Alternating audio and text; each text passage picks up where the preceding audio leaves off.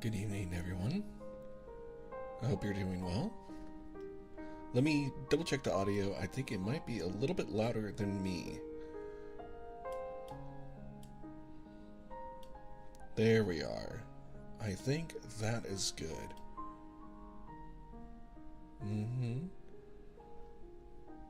Just double checking another side of things. But I think this might be a good level for us to get into our ASMR reading of the night. Welcome on in. It's good to have you.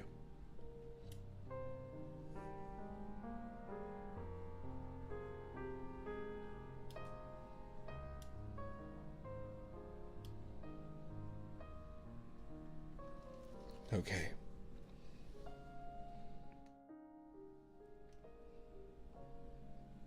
Hello. Welcome everyone in to another evening of Love and Deepspace deep diving lore bedtime story reading. Tonight, we're diving on in more into the unseen side of Love and Deepspace. That's right, a world underneath. I'm just adjusting a few things here. That way I can, as always, read comfortably and see what I need to.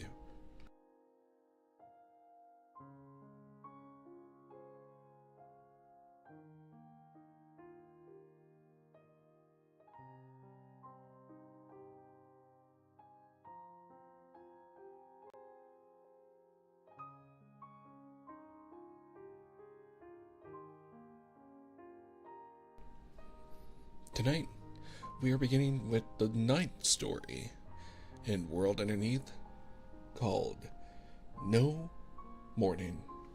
Last week, we finished up with a Micro Universe, which was very pleasant to read. Did we skip one?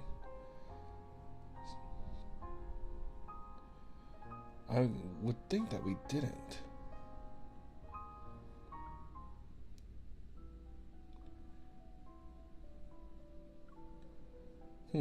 Oh, I see.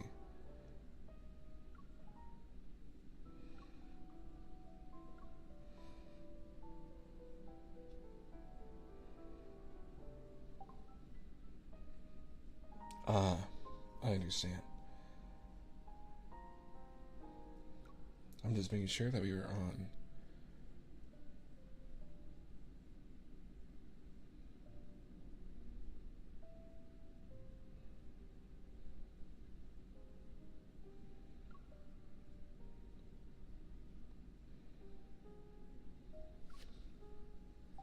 Okay.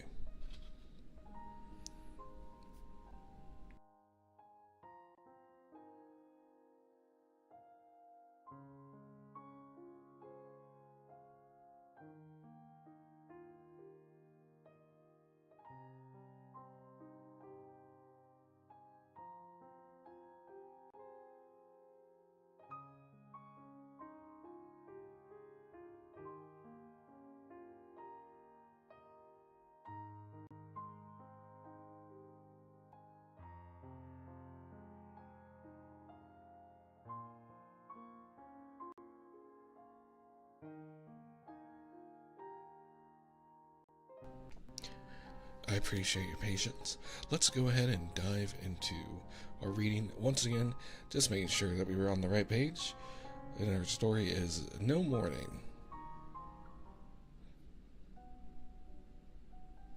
Does my baby face make me look a bit green?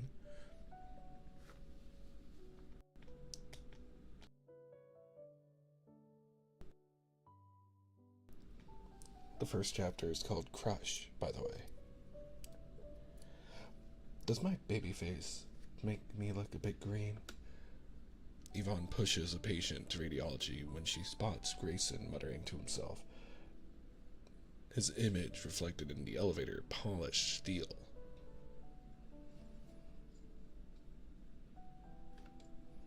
Looks like I have just a little adjustment to make. There we go. Thank goodness Dr. Zane's out, otherwise he'd be in for a lecture. Dr. Zane's been busy catching up on work since his Mount Eternal trip. No time to micromanage. Grayson eyes the patient in the wheelchair. His leg is wrapped in a specialized cast for water infections. The guy is glued to his phone and doesn't appear to be an average patient. Hunter? The man lifts his wrists and reveals an information band. Grayson scans it with the hospital's internal system app. He gets result. Arctic Hunter. The patient had received a traumatic injury during battle and was briefly exposed to a high volume of metaflux.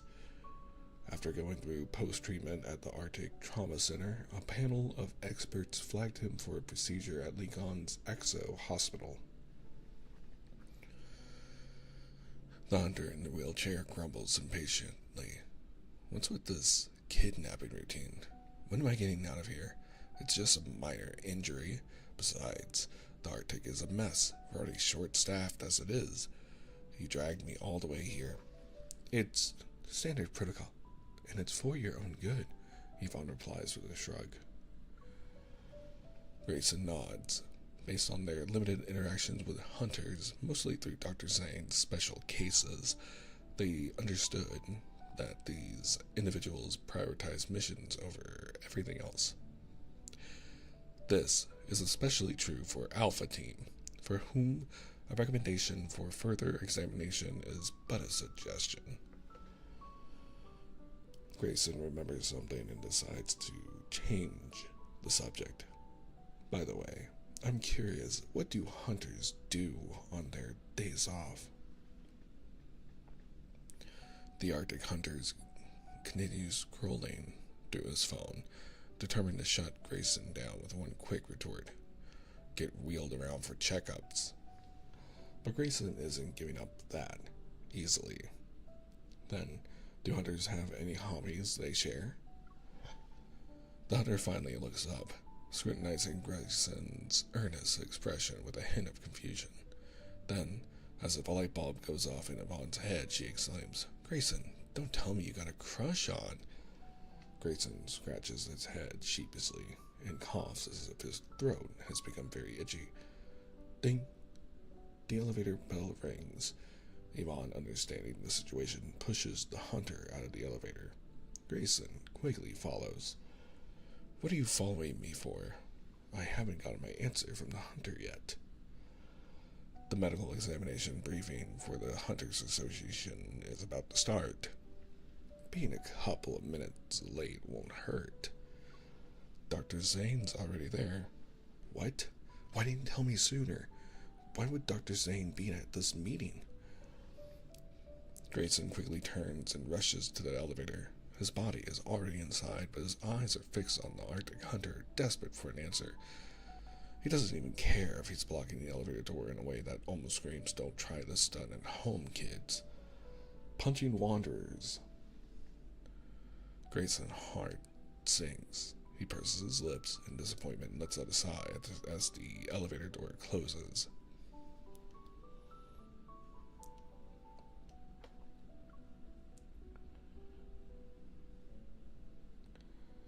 Chapter 2. Sustenance.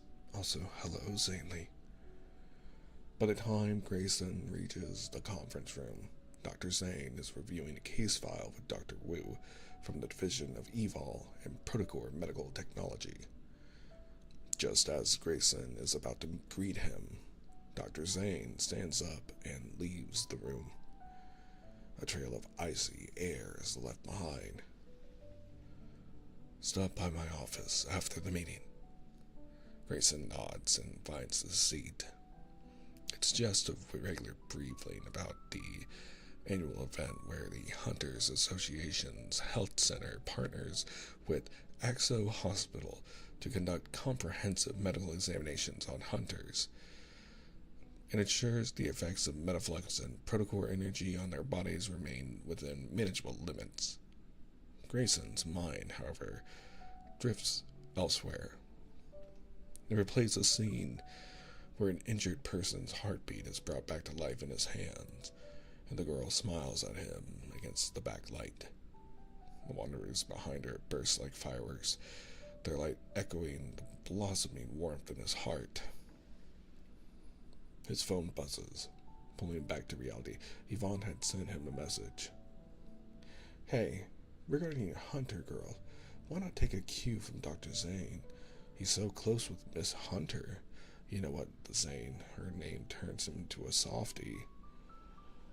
Grayson shivers at the thought of Dr. Zane's reaction if he asks something like, Dr. Zane, how did you pursue Miss Hunter? It's not that I don't want to. It's that I don't dare, Grayson thought. After the meeting, Grayson walks to Dr. Zane's office at a slower pace this time. To ask or not to ask, that is the question. Dr. Zane, I'm here. As he enters the office, a refreshing, cool fragrance reaches him. Dr. Zane, who is currently reviewing a file, has a slight frown on his face. It's a common sight when faced with a patient's challenging medical condition.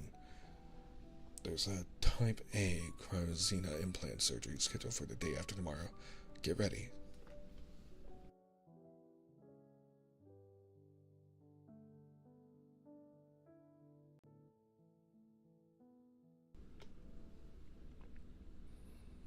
Grayson takes the file, which belongs to the Arctic hunter he met earlier. The metaflux reaction in the patient's leg wound exceeds the reference limit and cannot be completely removed. Medical imaging results show that the residual metaflux has entered the bloodstream. A cryosina must be implanted as soon as possible to prevent the metaflux from affecting the patient's heart even more. It could lead to a powerful surge, and he was still yelling about being discharged when I saw him this afternoon. We'll be performing 2 surgeries back to back, so it will take a while. You can skip the Hunters Association medical examination tomorrow and get some rest. Grayson nods, then shakes his head. I'll be fine. The association medical examination is always a breeze, just like a day off. Dr. Zane doesn't stop writing. His gaze from behind his glasses meets Grayson's for a moment. It's followed by a soft, that sounds suspiciously meaningful to Grayson. Grayson responds with an awkward, staring at the desk. He tries to change the subject. What a fascinating flower. Those buds look just like tiny snowballs. Is it for Miss Hunter? Grayson curls his finger and reaches for a small potted plant with white buds nestled in the snow. It's on Zane's desk. It's a little droopy.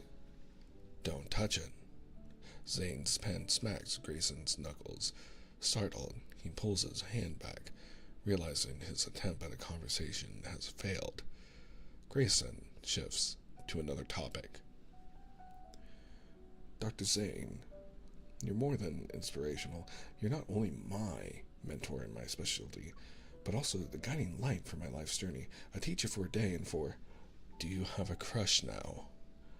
Zane, with a stack of documents, heads to the filing cabinet. Grayson follows closely behind.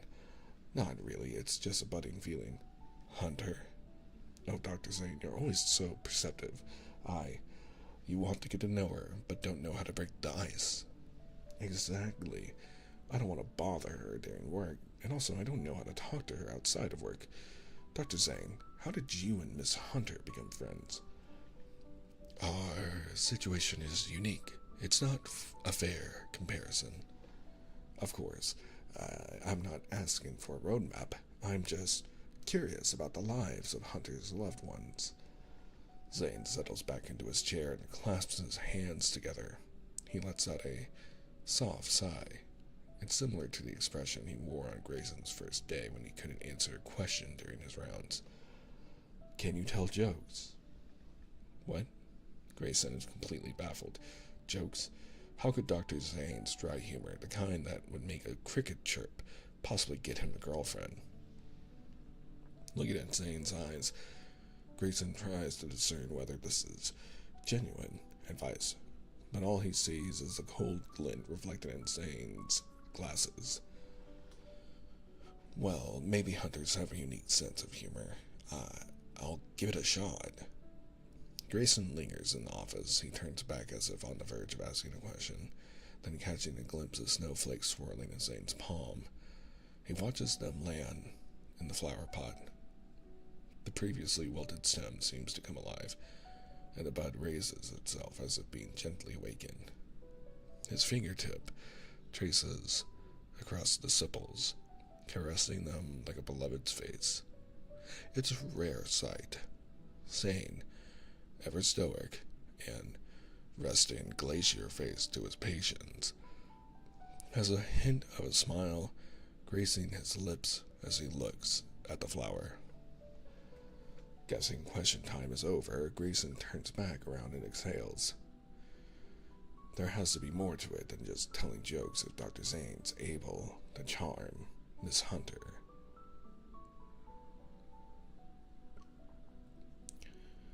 Chapter 3. In the Shadows.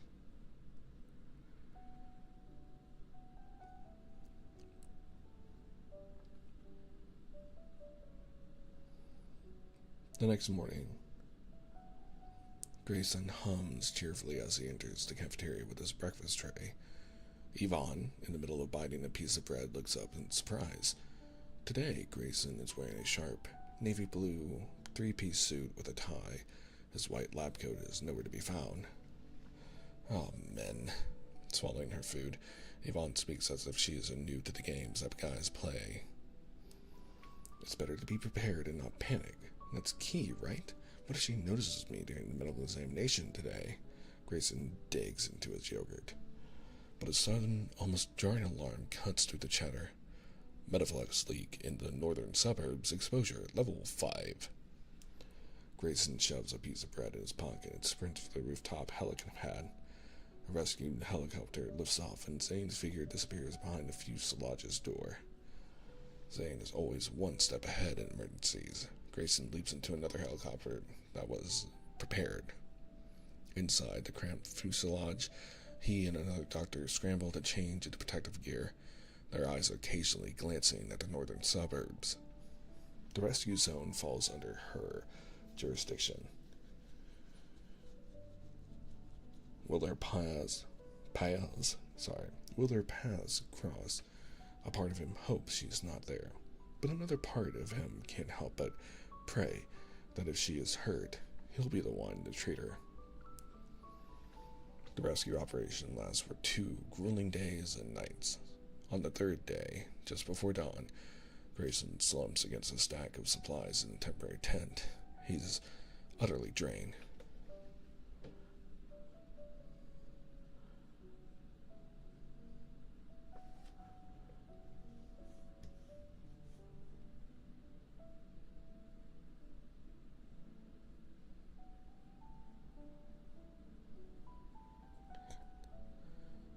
Did you evacuate everyone from Zone 2? A voice asked from behind.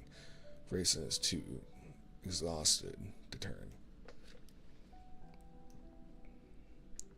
Dr. Zane, you're here too. Fatigue crashes over Grayson like a wave. Finally, he reaches into his pocket and pulls out his phone. Dr. Zane? She remembered me. He shows Zane the phone screen. There's a chaotic post-battle street picture with the following caption. The moment my heart started beating again was so cool.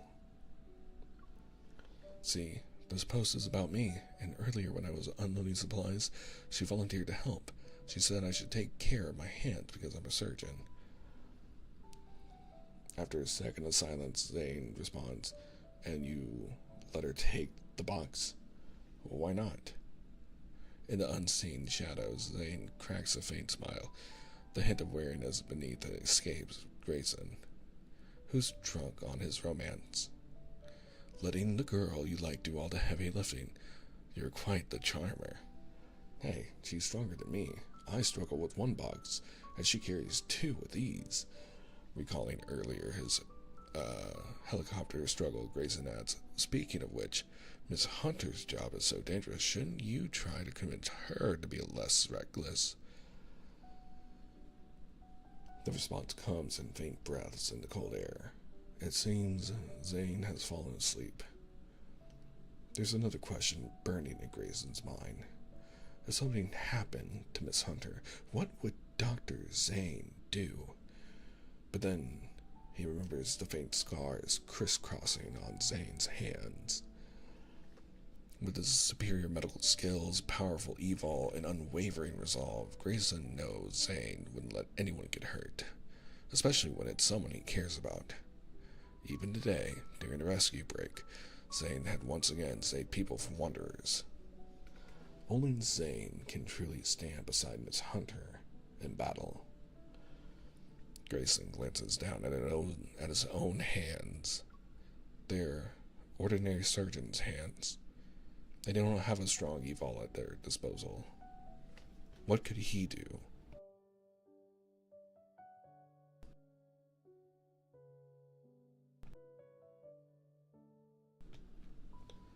The tent becomes colder. Grayson closes his eyes and surrenders to the encroaching darkness.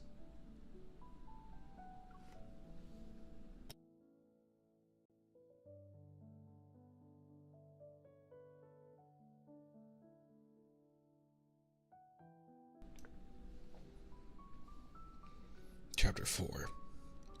Snow Velvet. The emergency rescue operation throws the Arctic Hunter's surgeries back 2 days. Thankfully, everything went smoothly. The next day, Grayson follows Zane. They're going to do a checkup on the hunter. Restless after complaining about overkill treatment, the patient is now stuck in bed. He's bored out of his mind as daily status updates for Mount Eternal's protofield appear on the projector. As Zane and Grayson enter the room, he throws out a casual, "Can I still be a hunter?" It catches Grayson off guard. He throws a worried glance at the sagging blanket that covers the hunter's leg. He looks to Zane for an answer. "Yes," Zane replies, "as long as you promise to avoid getting hurt again." "I'll try my best." "Trying isn't good enough. It's good you have Dr. Zane here. Otherwise, what you might have lost would it be?" Zane throws a look at Grayson. Recovering his composure, Grayson uses his professional tone. "Movement can increase blood flow. If you're planning to be out on the field, you should schedule more frequent checkups. Also, the cryosena needs to be replaced regularly." Fine. When can I get out of here?" No longer sad, the hunter's impatience returns to what it was before his surgery. Grayson is upset. Physical therapy starts in 2 weeks, and the stitches come out in 4 weeks. As for a bionic exoskeleton, that will be 6 to 8 weeks. It depends on how your wounds heal. Zane remains calm as he lays out the recovery timeline. The 8-week wait makes the hunter frown, but Zane cuts him off before he can protest. "There are 2 ways out of here, walking or rolling. You'll experience the walking part soon, but if you want to keep walking, follow the doctor's orders. Otherwise, you might be rolling out of the hospital." A chill runs through the room, and frost seemingly appears on the window. The hunter gulps and nods, clearly getting the message. A week later, Grayson enters the room for the Arctic Hunter's final checkup. The good news is that the residual metaflux remained contained for 2 weeks. The cryoscena is working perfectly. The surgery was a success. Congratulations. Off to physical therapy you go, and then you'll be back on the battlefield in no time. He supports the hunter by offering an elbow. They stroll through the sun-drenched hospital garden. So, Dr. Grayson, did anything happen with that hunter girl? She asked me out. We'll be having dinner together on my next day off. He smiles, but a flicker of concern crosses his face as the hunter winces with every step. Are you worrying about her again? Yeah, I can't help it. Your guy's job is so dangerous. As they step into the elevator, a memory surfaces. Their first encounter a month ago. It was right here that the hunter's voice boomed in protest against a kidnapping, but now, what's there to be scared of? We got you guys watching our backs. The hunter remains nonchalant about potential risks. Grayson is infuriated again. Hey, we're just regular, hard-working doctors. The way you charge into danger and face all those risks almost scares us to death. Passing by Zane's office, the hunter stops in his tracks. Is the glacier-faced doc in? I owe him a thank you. He usually takes a break around this time, Grayson says, but the determined hunter throws open the door before he can finish. The office thermostat must be on the fritz. Grayson can't help but shiver. A booming voice interrupts the silence as the Arctic hunter utters a whoa in front of Zane's desk. Isn't it snow velvet? Don't touch it. Grayson rushes forward, pushing away the hunter's finger before it brushes against the delicate flower. You know what it is? Of course I do. It's rare stuff, even in the Arctic. It only grows on the northern cliffs of Mount Eternal.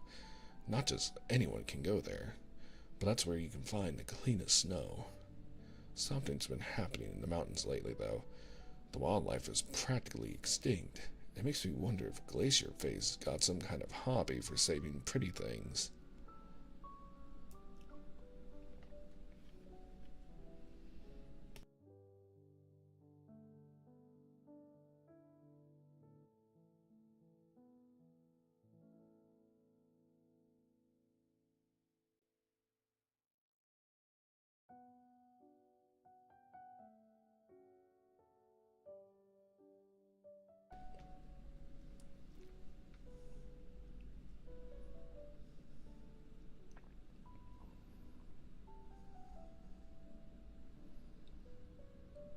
Chapter 5.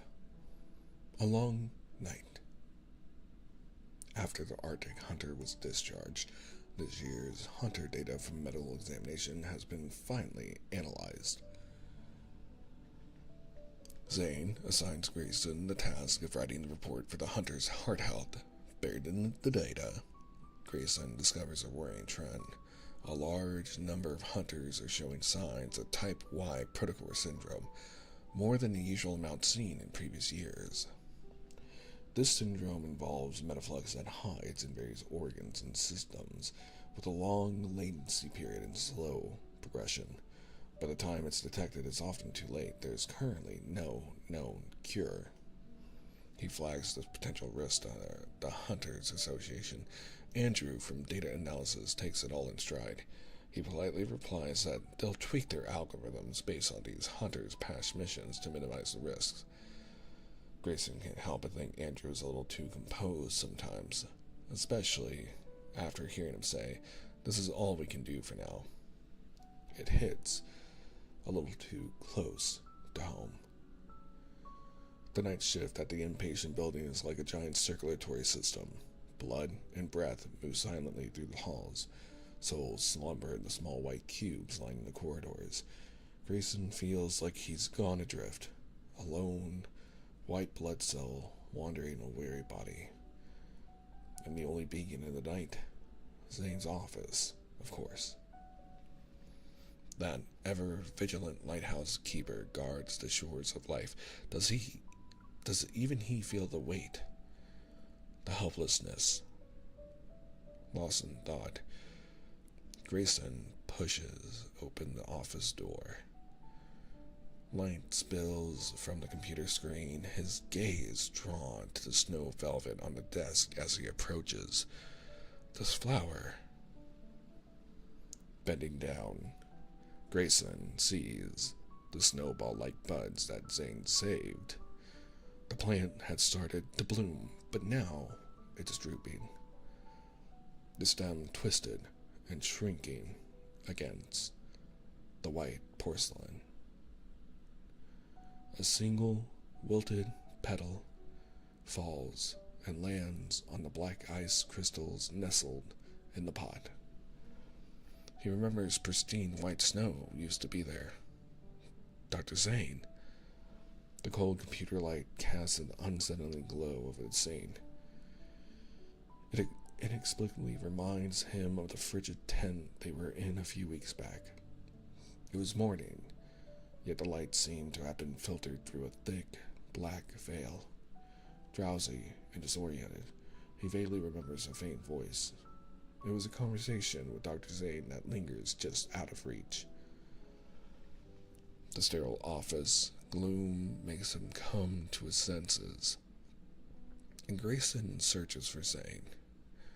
He takes in the scattered case files on the desk and the chair that's facing the door. It's a scene that screams of a hurried exit. An emergency surgery. Before panicked thoughts overwhelm Grayson's mind, the office door opens with a click. Zane enters, rubbing his knuckles against his brow. I was passing by and decided to walk in. Dr. Zane, your flower. A harsh chill seems to emanate from Zane as he approaches the desk. His hand reaches out to the wilted snow velvet. He hesitates, his hand remaining suspended in midair as if held back by an invisible force. It seems it's beyond saving. Zane gathers the case files and talks with Grayson about the checkups tonight. The conversation drifts to the hunter Grayson's been crushing on.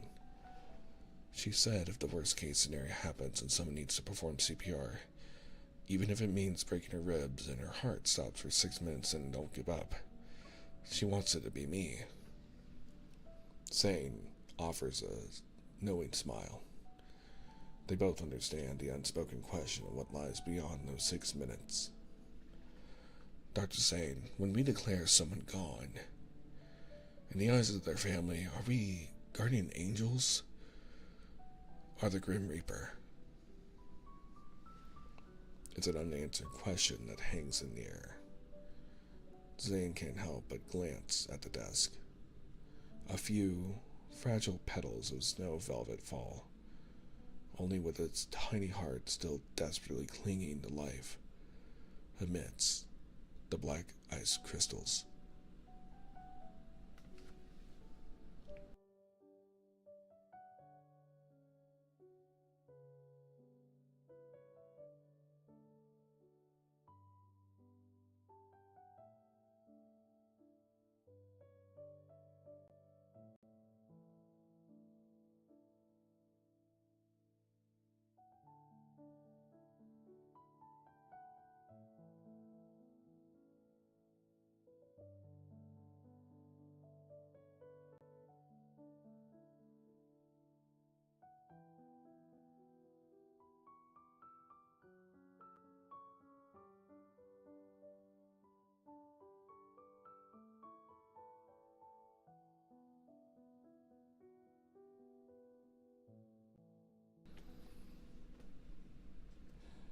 A very common story in the medical field, in my own family of medical professionals.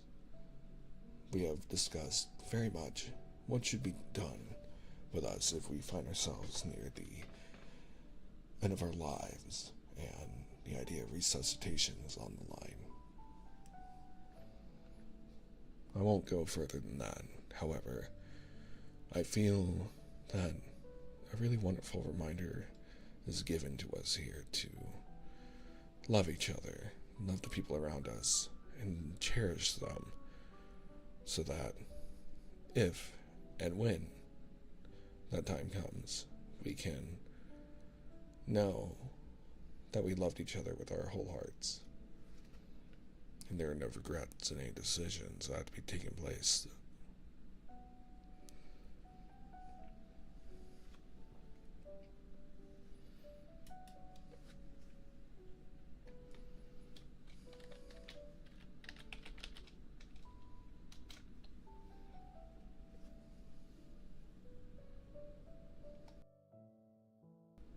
Now, on to our next story, which seems to be focused around Silas. Exciting. It is called Mischief.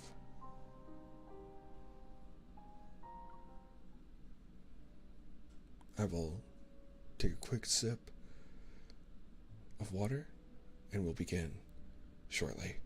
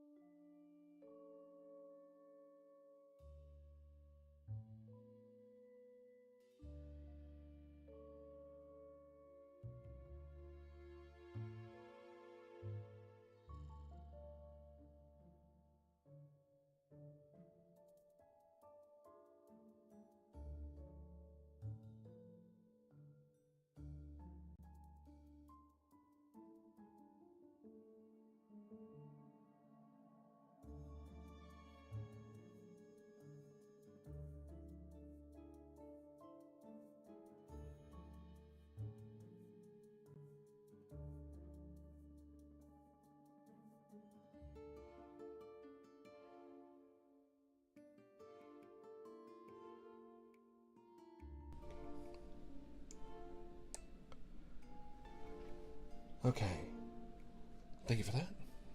Our second story of the night. Starting with Chapter 1, Rule Number 1. 2046, early spring. Good evening, listeners. We're talking to you live on Combat Zone FM. I'm your host. Our truck veers onto a deserted road under the moonlight. The signal fades in and out in the vehicle. In the vehicle's radio crackles. Let's talk about ambushes tonight. Liton, the driver, steps on the gas. The moving truck gradually picks up speed, his cabin swaying and creaking as if on its last legs. He glances at the door leading to the back of the vehicle. The curtain is drawn and obscures the interior. It's quiet and nothing seems amiss. At least, that's what he tells himself. His job is just to drive. The cargo back there is under surveillance, and it's none of his business.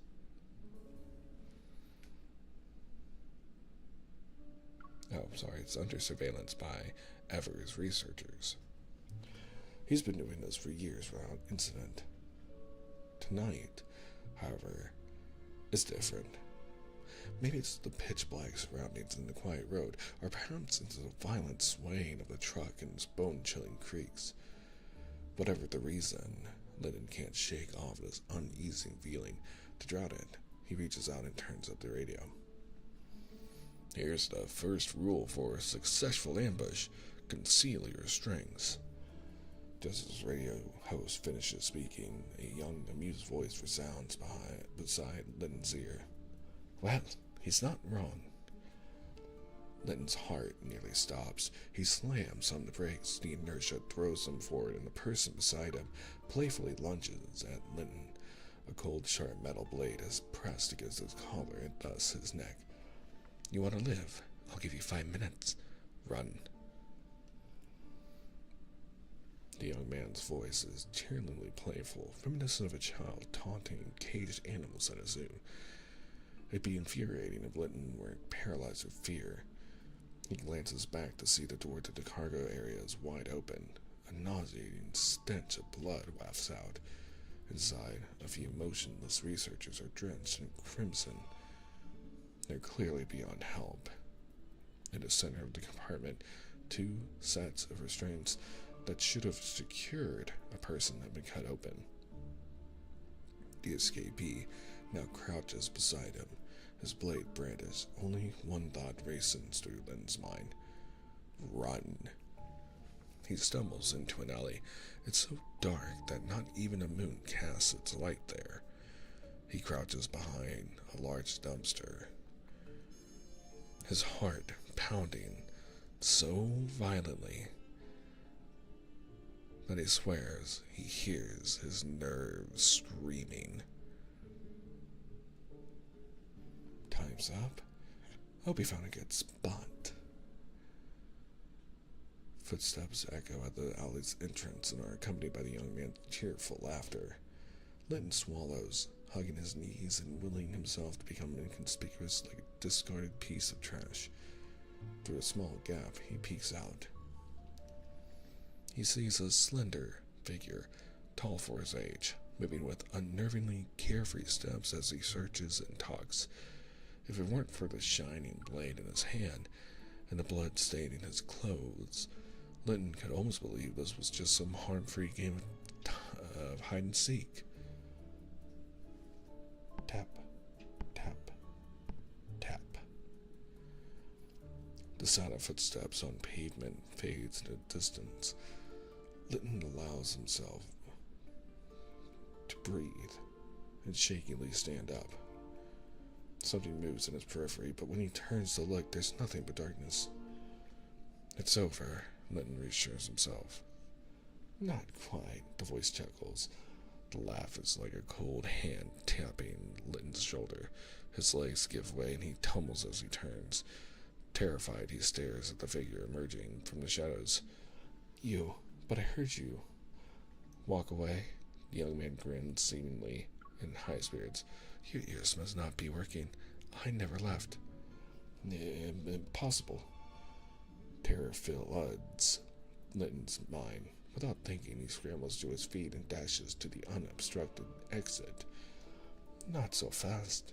You didn't think it'd be that easy, did you? Another figure suddenly appears and blocks Lyndon's last escape route. Lyndon finally understands what's happening. 2 individuals with identical faces have him cornered from both sides. They wear the same sly grins, and they fiddle with their blades in perfect unison. Allow me to do the introductions. I'm Luke, and the one behind you is my shadow, Kieran. We were going to let you off the hook, but someone snitched on us to the guards when we tried to escape last time. That was you, right? Lyndon breaks into a cold sweat. No, it wasn't. I just... Okay. Save your excuses. Kieran, holding a blade, rests his cold hand on Lyndon's shoulder, again, which sends another shiver down his spine. People will say anything when they're begging for their lives. One of the researchers told us how sorry they felt for us. You think we believe that? Luke, do you want to do the honors, or shall I? I'll do it. Any last words? On second thought, don't bother. I'm not really in the mood to listen. Kieran sits cross-legged in the filthy alley, resting his chin on his hand as he watches Luke pin Litton against the wall and press the blade to his throat. In the darkest hours of the night, the spurting blood vanishes, and so the final cry of a life on death's door is swallowed by the darkness. Monozygotic twin comparative test record, subject ID 808, subject names Luke, Kieran, age 16. Experimental side effect logs. Subjects mutually influence each other's visual, pain, and auditory senses.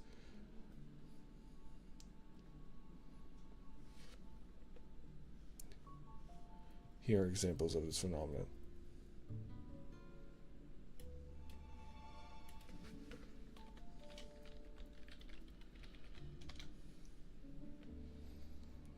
One, the subject Luke can see images within Kieran's field of vision and vice versa. 2. The subjects Luke and Kieran can experience the same level of pain at the same time. 3. Ellipses. Evaluation results. After the protocolor exposure, both subjects show rejection reactions.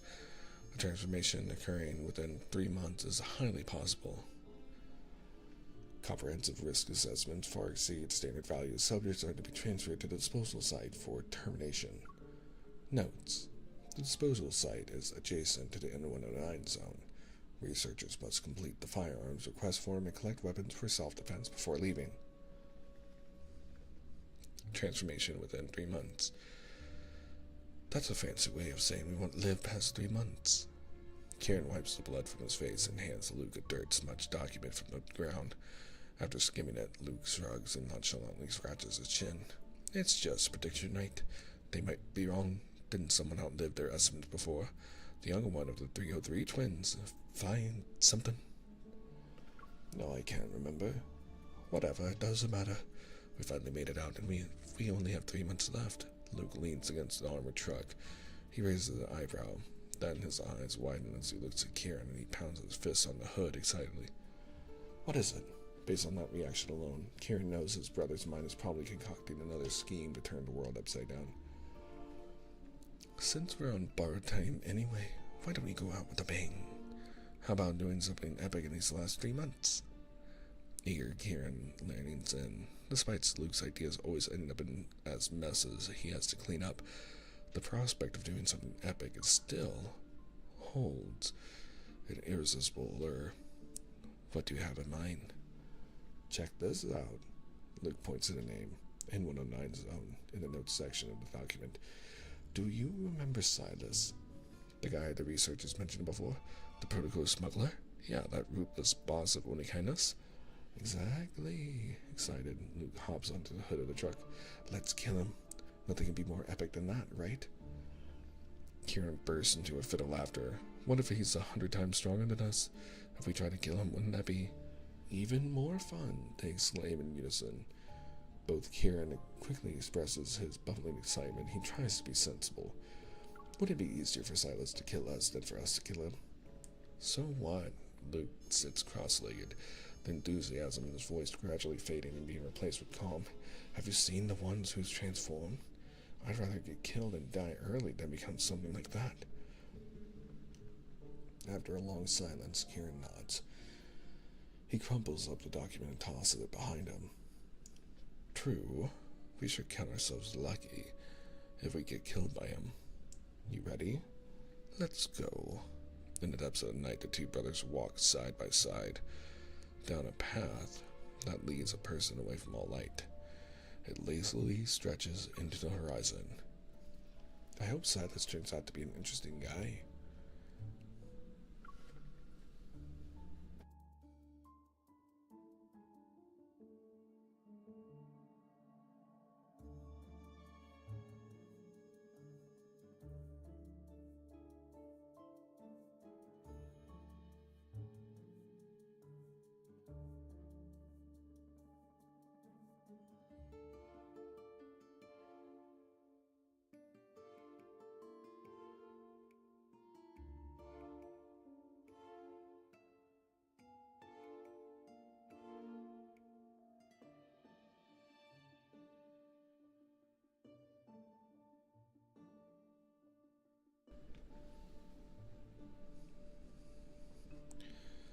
Chapter 2, Rumor.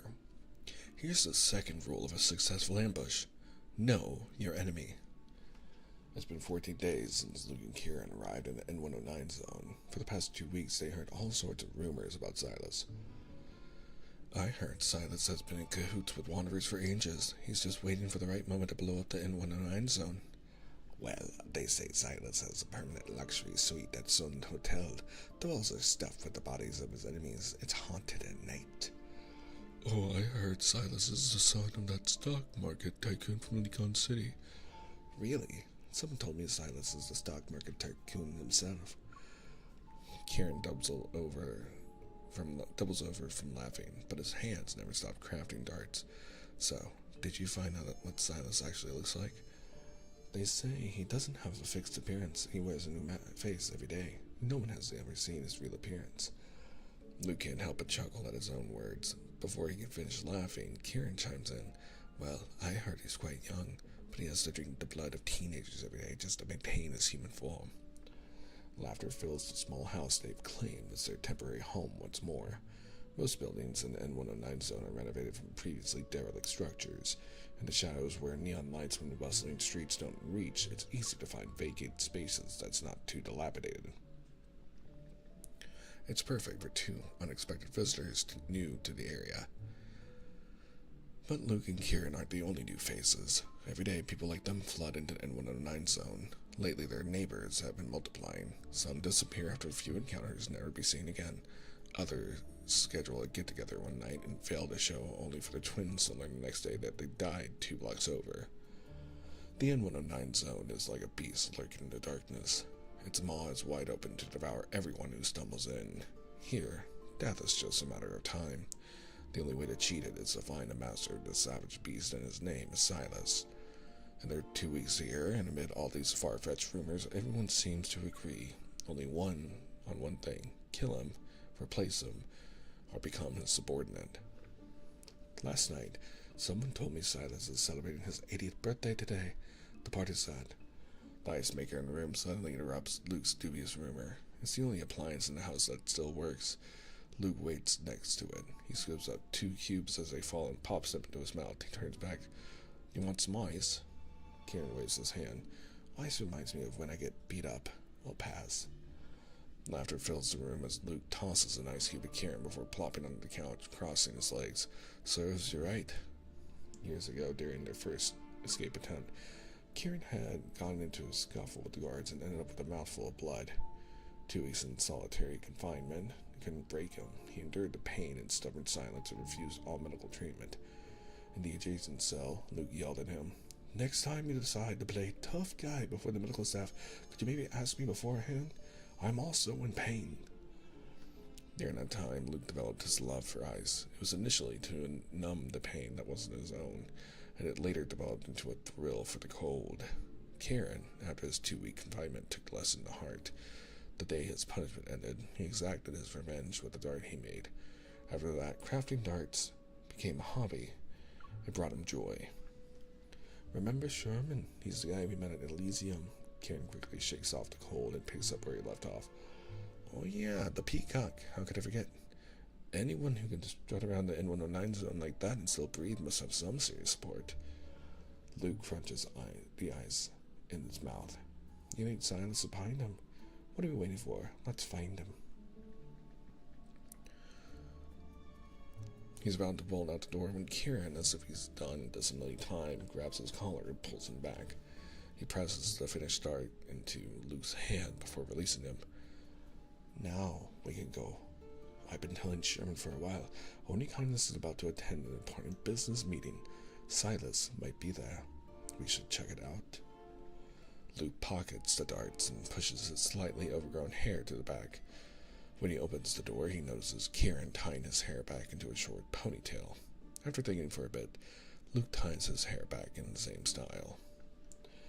Nighttime on the rooftop across from the Solon Hotel. In a luxury suite where the deal is being discussed, the curtains are half drawn. Through the gap, a hand with elegant pronounced knuckles is visible. It highly taps on the leather armrest. A velvet box is humbly presented to the hand's owner. The individual pauses before leisurely waving his fingers. Someone with a deferential demeanor takes the box away. Although the hanging curtains obscure the faces of everyone in the room, it's not difficult to discern who bears the name Silas. It's as legendary as it is dangerous based on that interaction. Across the street and perched on the edge of the rooftop, two figures watch them as it were a movie.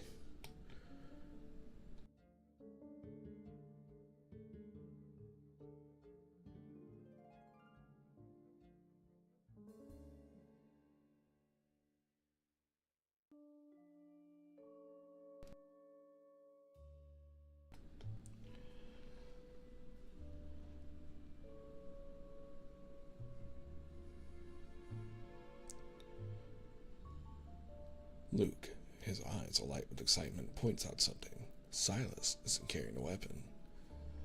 Isn't he afraid of someone making a move? His question is swiftly answered.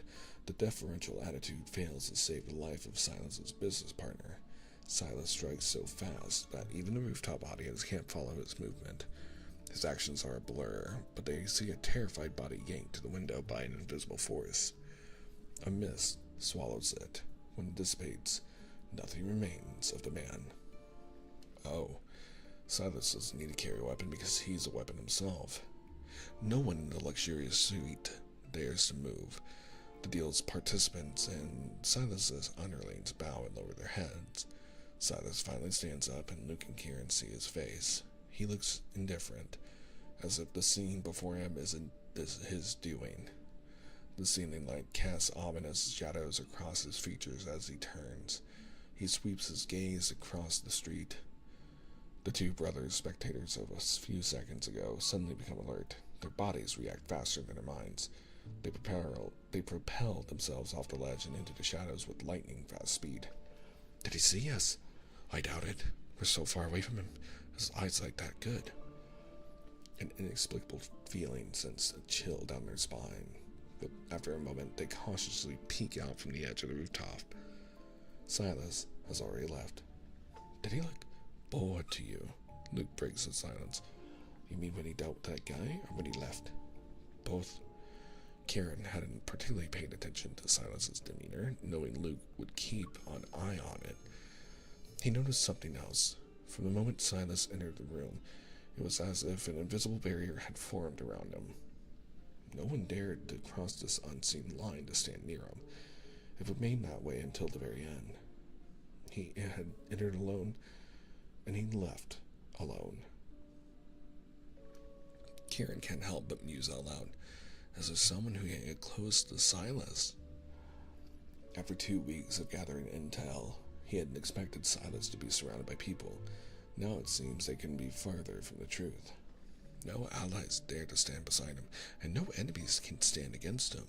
Just like the expression on his face, everything seems to be boring to him. No one, Luke and Kieran declare in unison. The thought of Silas living such a tedious life for a long time while still having countless years ahead of him stirs a flicker of pity in their hearts. Then again, if they kill him, that's a different story.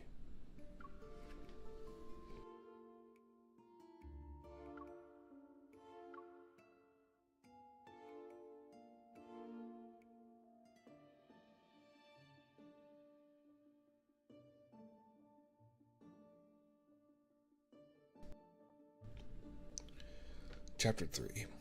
Trick. This is the third rule of a successful ambush.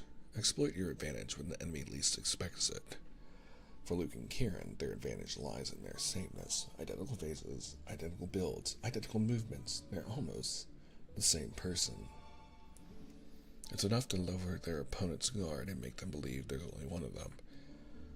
This trick has never failed them. From the streets they grew up in to Ever's research facility, it continues to work in the N109 zone.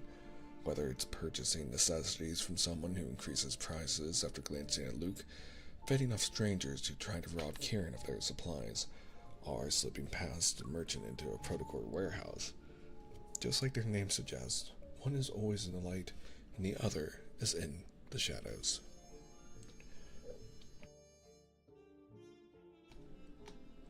One plays the conspicuous target while the other lurks in the dark, ready to strike. The side effects from the experiment have become their strength. When they act together, they're even more coordinated than one person. On Wednesday night, the concert hall in the N109 zone Bustling District will host a grand performance at Mr. R's invitation. An orchestra was rushed over here after their international tour. For the first time, the hall's pipe organ sheds its dusty protective cover. It's not an important event, but after the hall manager repeatedly refused those willing to pay the exorbitant prices for a seat, this performance and the mysterious Mr. R had become a hot topic in the N109 zone. In a corner unnoticed by all, two inconspicuous insects quietly entered the concert hall. Kieran is looking at two different scenes. He crouches to hide behind the auditorium seats. Not far away in the center of the space sits Silas. Kieran can only see Silas's back. The vast concert hall stands empty save for his lone figure. This question resurfaces. Is there someone who can get close to Silas? Yet, Silas just sits there. He's resting his eyes and waiting for the concert to begin like a normal person would. Kieran knows the concert start will inevitably be delayed because of the other scene he's looking at. Through Luke's eyes, he sees the dressing room where the impeccably dressed conductor and orchestra members are bound, one by one. Sheet music has been stuffed in their mouths to muffle any cries.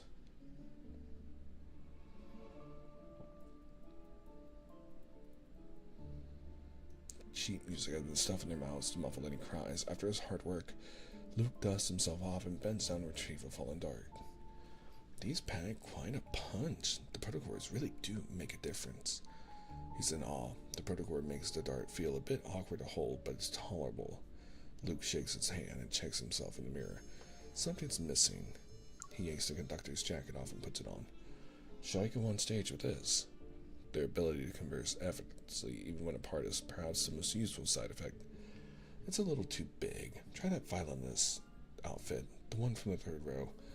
Oh, this is a lot better. Ready? Wait. Luke takes a step towards the stage before stopping. He turns back to the dressing room and picks up an ice cube from the wine bucket on the table. He pops it in his mouth and crunches it. Now I'm ready. Just before he goes on stage, he hears Kieran's voice again. Before we do this, any last words? Nope. I have nothing to say. It's pointless anyway. They're still going to die. They might as well save the energy and wear a smile instead. Let's do this. The lights in the hall dim as the performance is scheduled to begin at this time. The curtain slowly rises and the spotlight switches on with a click. Luke is on stage within a few quick strides and stops before Silas.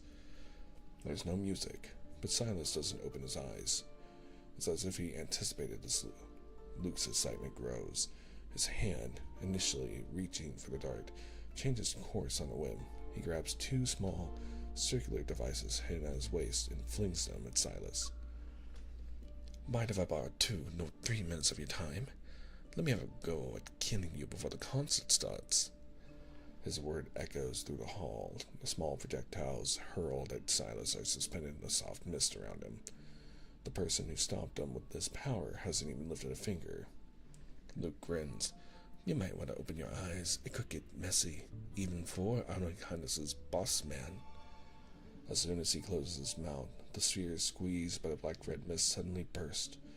With a loud splash, water drenches the seats around Silas.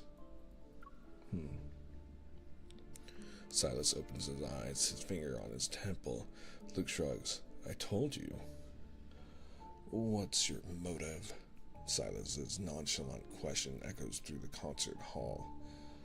My reason for wanting to kill you, huh? Luke rubs his face and pretends to be deep in thought. In the N109 zone, a lot of people want Silas dead. For profit, revenge, or because they're weak. He wonders if a spur-of-the-moment decision would pique the curiosity of this man who leads Odikainas, but he decides to drag it out, at least for the show. That way he can buy time for Karen, who's moving stealthily through the shadows. As their conversation continues, Karen silently positions himself. Now directly behind Silas, he holds several darts between his fingers. They're aimed at Silas's carotid artery. Through Luke's eyes, he monitors Silas's movements and confirms the man's attention is fixed on Luke, who's still fumbling for an answer. He's oblivious to Kieran's presence. Kieran bends his knees and prepares to lunge, and then, before he moves, he hears Silas's derisive chuckle. If you want to kill me, at least use a method that's less boring. From a distance, Kieran senses Luke's body go rigid on stage. He quickly realizes why Luke reacted that way. It's because of him. At some point, 2 wisps of black-red mist have enveloped his body. Although they looked easy to shake off, they would pin him in place. He can't move. How did Silas notice him? Restraining one of them effortlessly subdues the other. The owner of this power closes his eyes once more. The twins are then lifted into the air and hurled out of the concert hall, one after the other. The hall's door slams shut. The lingering echo a composed mockery of their failed attempt. Huh? The twins scratch their heads before checking their necks and arms and legs. They stare blankly at the concert hall's opulent chandelier before reality finally sinks in. Silas didn't kill us. Still shocked, Karen sits up reluctantly. That's the first time we've ever been caught. Luke, still sprawled in the position he landed, and tugs at Karen's arm. But did you hear what he said? What? He called us boring.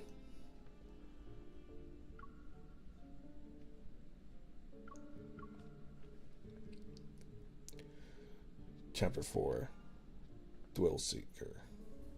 I'm going to take a quick sip of water.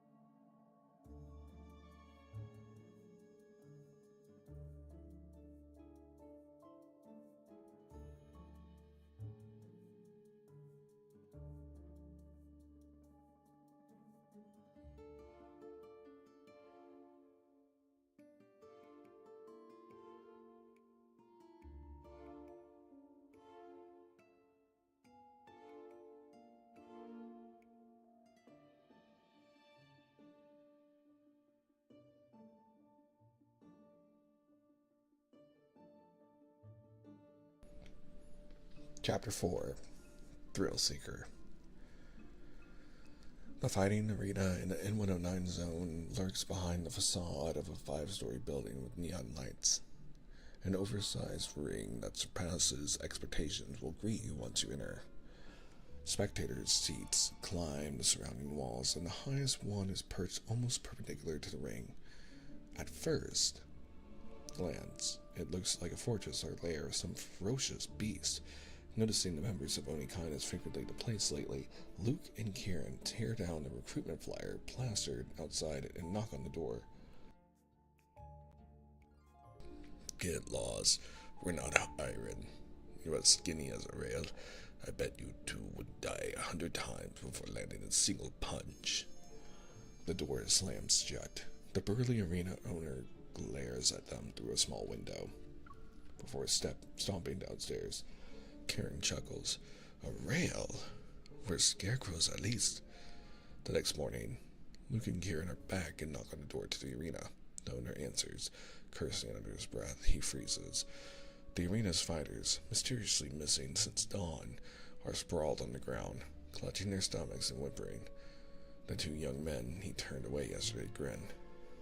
So, about your staff shortage? The reason for Onikainis' frequent visits soon became clear. On Wednesday night, the members of Onikainis stormed into the arena with one goal: to take this place down. As the two groups clash in the arena with their weapons drawn, the leader of Onikainis materializes in the place with the best view. He surveys the chaos below unperturbed. Amidst the mayhem, the twins, having already shed their fighter outfits, move behind him. They exchange glances. Then the two get down on one knee. Here's the fourth rule of a successful ambush: swiftly abandon flawed tactics and use new strategies to confuse your opponent. Boss, we want to be your followers. Noticing Silas's silence, the two continue to speak. We'll be your blades, boss. We'll handle all the dirty work you can't be bothered with, whether it's assassinations or heists, or pranks and scheming. We'll take care of it, boss. Our loyalty is yours. And approaching footsteps interrupt their unsolicited oath. The tips of Silas's shoes appear in Kieran's vision, and intimidation washes over them. Kieran looks at Luke from the corner of his eyes. He sees the barely contained excitement in his brother's gaze. What will Silas do next? Luke is waiting for it, and Kieran realizes his own expression must mirror his twins. From the moment they were born, they were the same. They don't need mirrors. Simply looking at each other is enough to know their own faces. I have no use for trash, Silas states. A knife clatters to the ground between them. Prove yourselves. They look up and meet Silas's stern gaze. Below, gunfire erupts and blood splatters. The chaotic battle beckons. In less than half an hour, the gleaming knife is stained a dark red. The twins present it to Silas. Well, the trash is on the ground now. Do you want us to do anything else? The sounds of combat have turned into barely audible pleas for mercy. In the vast arena, only Silas, Luke, and Kieran remain standing. The hands holding the knife slightly tremble from excitement, not fear. Fresh blood drips from the blade's tips, their palms, and their nearly identical faces. It stains the once clean spectator walkways. The knife's cold glint reflects in Silas's eyes. He tilts his chin up slightly and smirks. Now, use each other's lives to prove yourselves. So that's what it was. Kieran hears laughter echoing in his mind. Luke is laughing, and he's laughing too. So that's what it was. Silas is also looking for some fun. They lost count of how many times they fought like this. Because of those side effects, their senses are bound. Fighting each other during heated arguments no longer relieves their anger. Instead, it's a form of self-torture. But they soon discovered that fighting could earn them many things: painkillers, sedatives, and if the fight was severe enough, even a pass on the next day's trials. So despite their reluctance, they became experts at fighting each other. Silas sits in the spectator's seat. He watches the twins fight for the knife with an amused expression. Their faces are fierce, their movements swift and precise. Only when they draw near each other is there barely perceptible hesitation. A quick exchange of glances as they try to come up with a strategy. Silas props up his chin on his hand. He can sense the brothers' true intentions. These young beasts are putting on a show. They carefully hide their fangs and claws while waiting for the right moment to throw the knife. Little do they know that their target has already grown wary of such tricks. Still, Silas stays in his seat. The persistence of these weaklings suddenly piqued his curiosity. He wants to see how this will play out. That's when the unexpected happens. The sharp sound of crystals piercing skin fills the air. The twin holding the knife goes limp, crying out in pain as he collapses. Like snakes, black crystals crawl up his face from within his body and reaches his eyes. In an instant, the other twin, seemingly unharmed, also falls to his knees because of the unbearable agony. Their show falls apart and is replaced by the onset of the transformation.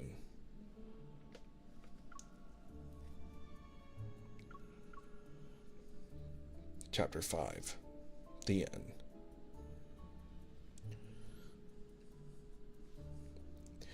The knife tumbles to the ground and stops at Silas's feet.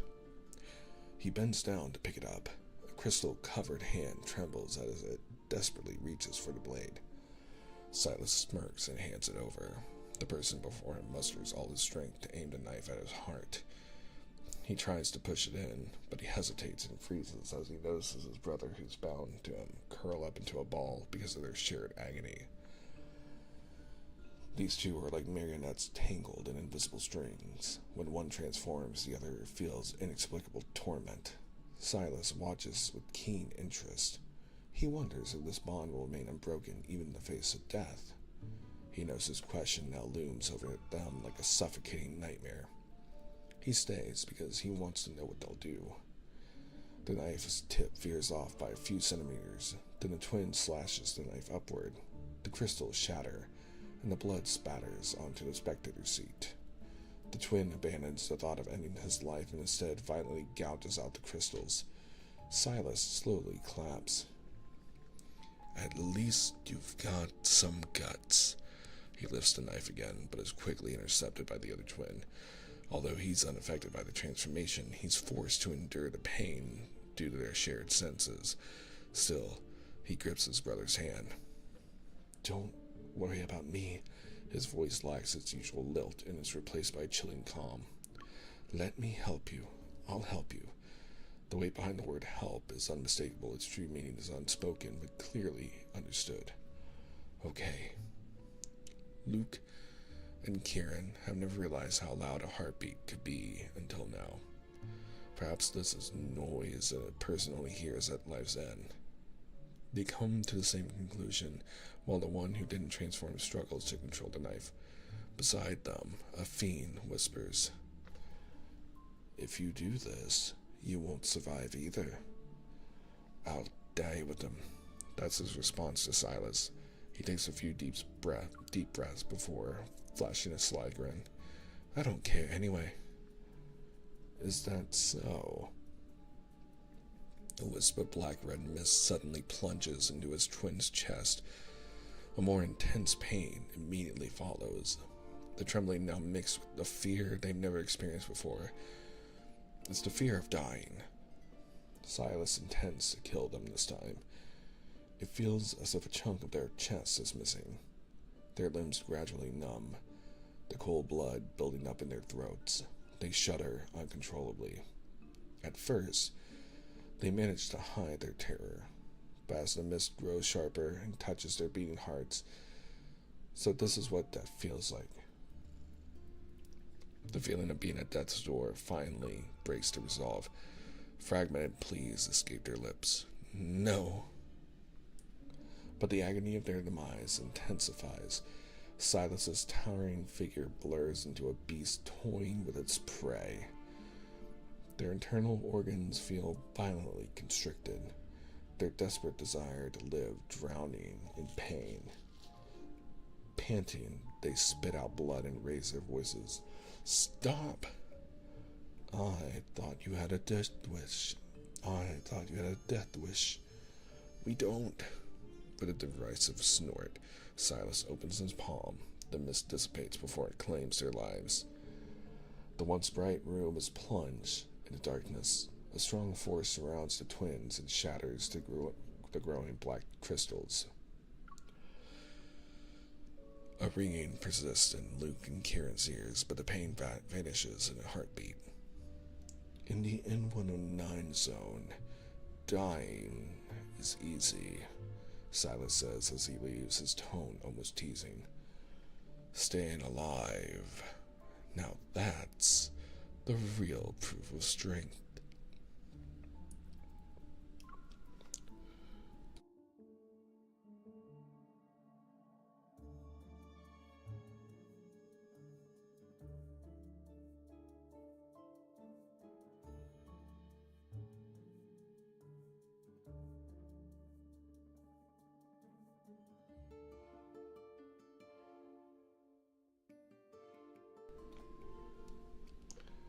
Chapter 6.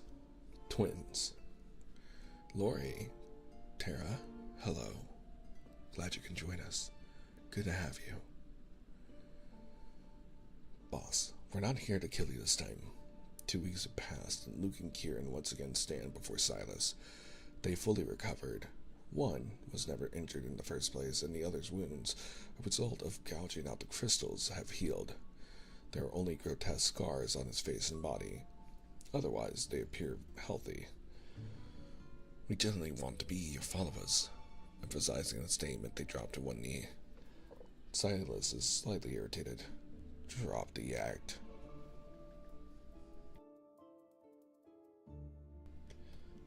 After the twins exchange glances, Luke looks up. Luke looks up with a sly grin. Actually, we're curious to see if anyone can kill you, boss. Since we couldn't do it, we want to stick around and see if someone else can. They widen their eyes soon after. If they're not mistaken, Silas flashed a cold smile tinged with anticipation. It's an expression they've never seen before. But the smile vanishes so quickly that they wondered if they've imagined it. After a moment of hesitation, Luke lowers his head again and speaks in a respectful tone. Boss, that Sherman guy is suspicious. We'll keep an eye on him for you. Bowing his head, Kieran adds, we know his address, his usual spots, and his contacts. We can report to you every 2 weeks. Go then. These words constitute the only command they receive. Understood, boss.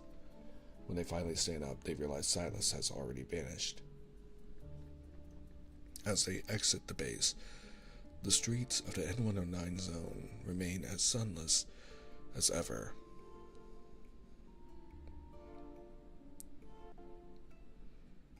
As they exit the base, the streets of the N109 zone remain as sunless as ever. Passing a glass wall, they pause to look at their reflection. It's been years since they used a mirror, since they always used each other. It's an extra perk of being identical twins, but now that's no longer possible. I still think twins should look like twins. Luke pulls out a backpack he's been carrying and fishes out 2 masks. He tosses one to Kieran and puts the other on himself. I got 303 to make these. Just found out he set up a workshop in the N109 zone. Try it. Kieran examines the mask in his hand and holds it up to his face. It's a perfect fit. He puts it on and playfully taps Luke with the long beak of his mask. Why are we even wearing these in the first place? No reason, but with them we're identical again. It's noon. The 2 young men walk side by side down a path that shuns all light. They stretch lazily. What do you think his smile meant? Can someone actually kill him? I'm guessing it's a no. Yeah, I don't think so either. Hello, everyone. Oh, I didn't know that the sound alert was still on. Oh my, I apologize for that. But hello, everyone. So good to see you. Oh my goodness, I have 3 back-to-back raids from Carrie, Taki, and Chaka. It's so good to see all of you. If you guys don't know who I am Chris Nekomata, your local two-tailed catboy, and if you guys were watching these 3, you probably saw me play Peak with them. But welcome on in to our twice weekly ASMR night, where tonight we are reading lore that is just completely written out in Love and Deepspace. So this is usually content that's not normally seen or talked about in the game, and it's deeper than just playing through the game itself. These are behind the scenes stories that gives you a little bit extra knowledge about what the game is really about. And no, if you're new to Love and Deepspace and only heard of it as a Gooner game, it's truly just story and lore and nothing very sensual. Although, you know, we still have a few stories left for tonight, so we'll see. But guys, thank you so much for peek. How was the your last peeking? I know I was lurking in Chaka's stream, And I know that some of y'all have an early morning, so if you do need a raid and run, that's completely fine. I appreciate it, and thank you guys for the follows, and thank you all for saying hi. It was really nice for seeing you all. Also, I don't just do ASMR. On Mondays, Wednesdays, and Fridays at 11 a.m., I do stream as well, if I can stop making myself scroll into a smaller person. But let me say hi to everyone. Nix, hello. Carrie, hello. Taki, hello. Chaga, hello. Let me give you guys shout outs to. We played on normal and died on Mesa. I have not played on normal mode. I'm also going to give you all shout outs, by the way, while I'm at it. So you can probably hear my click clacking from my 3DL mic. But I hope you guys like that. A little bonus ASMR that I usually don't do. Now, I'm not a traditional ASMR artist. I don't do mouth sounds or stuff like that. I really just do bedtime story style soft spoken ASMR content. So I hope that is the kind of content you guys can enjoy. And that's what you'll find here. But yes, on Mondays, Wednesdays, and Fridays at 11 a.m., I do a variety of gameplay, which is usually Love and Deepspace. Or this week we were playing Dredge. Next week we'll probably play more Clear Obscure, Expedition 33, and tomorrow we'll be playing the Persona 5, the Phantom X, where we are in the first palace and playing through, which if you've not played it, it is a gacha game, but it's a very well made game that sticks true to the kind of rhythm and gameplay you expect from a Persona game. So if you guys want to, please check that out. But yes, Taki, Carrie, Chaka, I know you guys may be a little tired. I know that one of you all wasn't feeling super well. So if you do need a raid and run, that's totally fine. Please take care of yourself.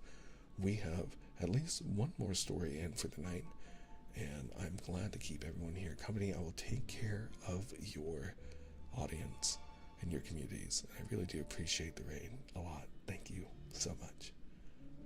But yeah, welcome on in, everyone, to a night of storytelling. Hope you guys are interested to some comfy background music and comfier voice. Hope you guys enjoy it. The other thing that we are reading on Tuesdays is the Russian novel Anna Karenina, which last Tuesday we did spend mostly reading through a lot of social economics, which was surprising to me.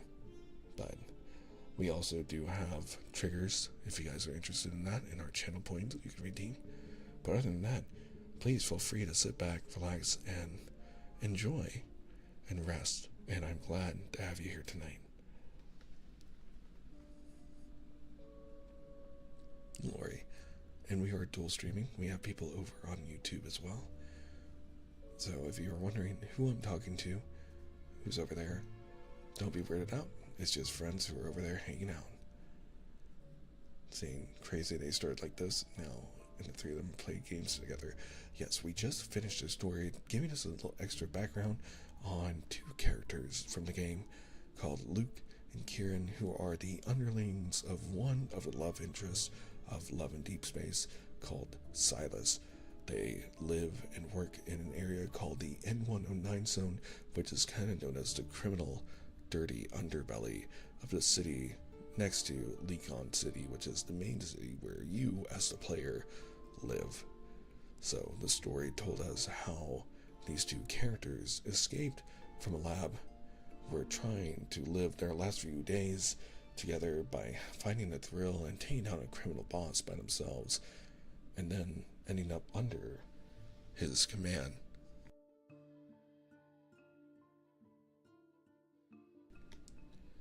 But we just finished that, so you guys are actually just in time for us to join in on our next story.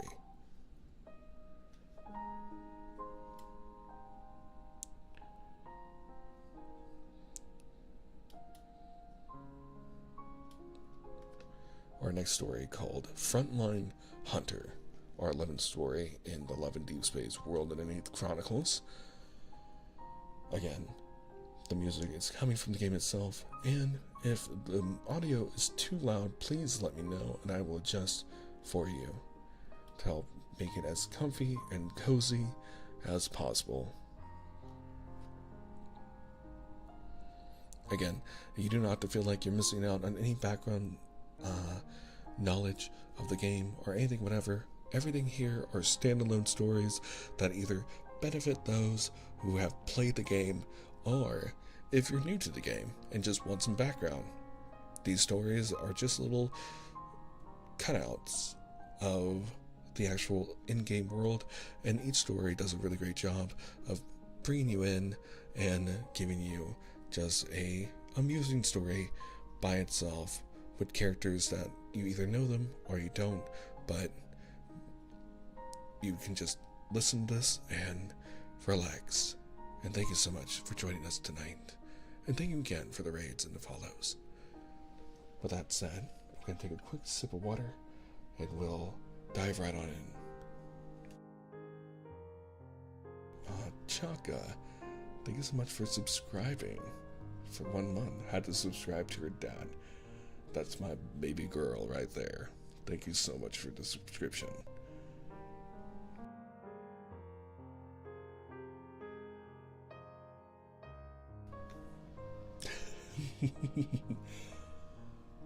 Let's go ahead and dive into the story. And Chaka, I hope you enjoy those emotes and ad-free viewing. You don't have to listen to really loud ads interrupt my, as you describe it, luscious voice.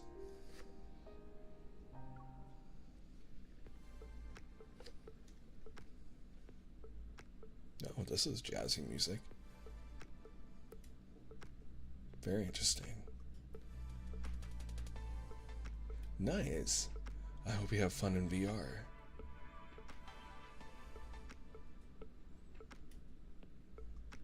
I feel like it's been too long since I've been in VR. I'm itching to get back in myself.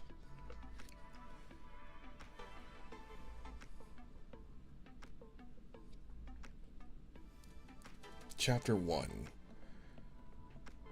Hunter Dispatch Center. It's middle of the night at the Hunters Association. At the center of the room, a holographic control console displays a 3D map of Lycon City. A blinking red dot keeps flashing at one spot. Then, a hand reaches out and silences the alert. Lycon Hunter Dispatch Center, how may I help you? Stay calm, we have your location. Head to the nearest center, and immediately to avoid another Wanderer attack.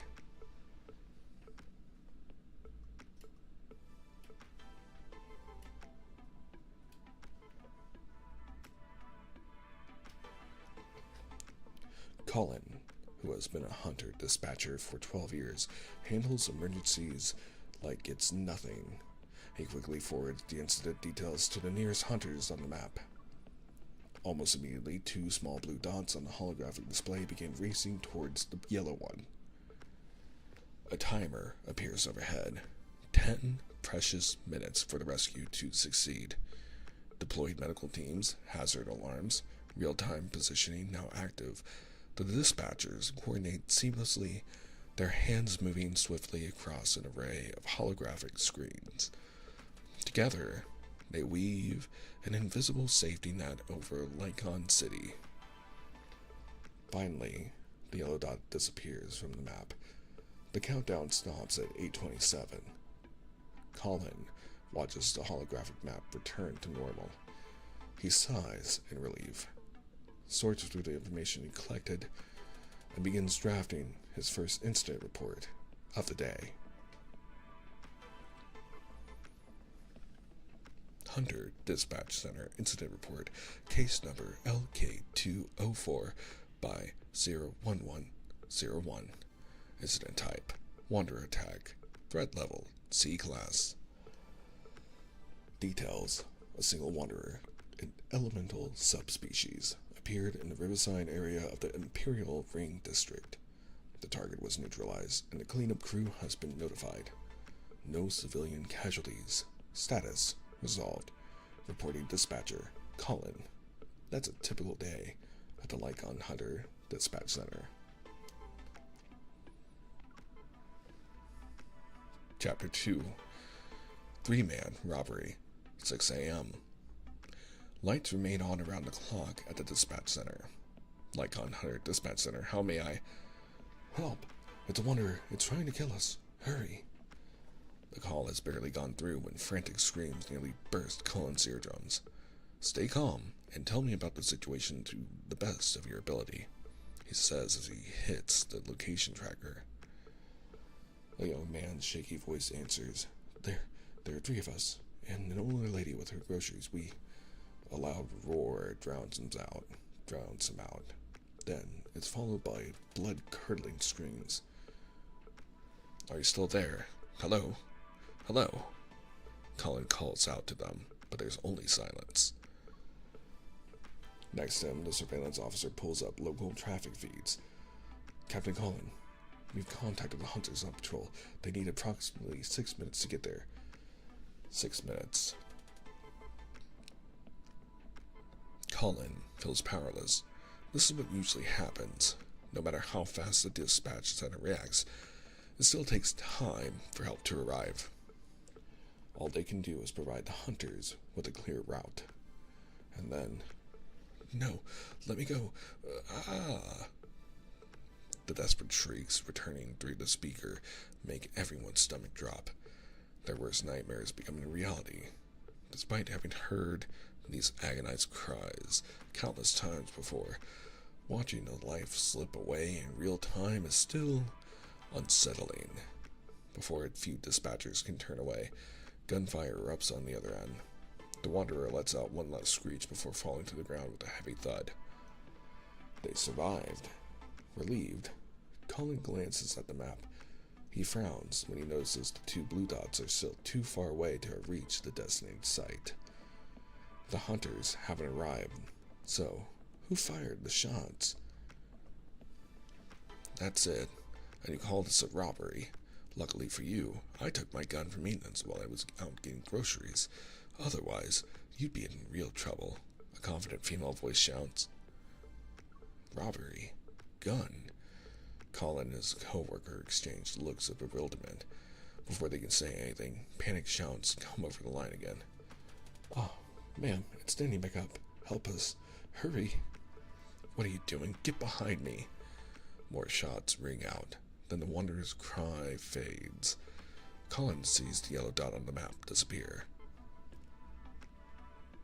Everyone at the dispatch center stares at one another in astonishment.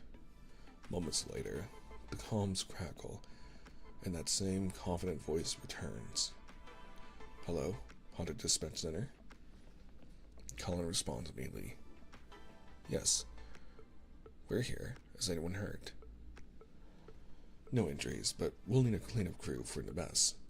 The response is quick. The Wanderer was a Type A. It's already been dealt with. Also, the security department should be dispatched. The victims were actually attempting a robbery. Please notify the Special Task Force to investigate. Understood, and you are? The practiced precision in her response has already given the answer. Sure enough, the seasoned, composed voice on the other end confirms his suspicions. Retired Hunter, former Sector Dawn, ID number 10041. Hunter Dispatch Center Incident Report, case number LK204 by 10012. The incident type, Wanderer attack, threat level C class. Details: 3 young men attempted to rob a woman near a Bloomshore District Market when a Wanderer... Oh my goodness, that is a very long way. I'm glad you can actually hear me from way up there. Thank you for spending time with me today. It's good to have you. And I hope you have a very safe flight way up in the air. a bestial subspecies, and thank you so much for the subscription. Have fun in Vegas, and good luck if you're gambling.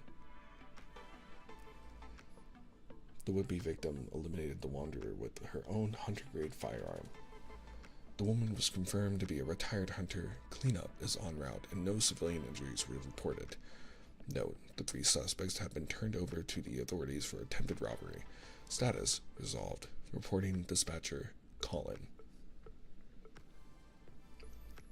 Colin finishes his report, glances at the clock, and realizes he missed lunch.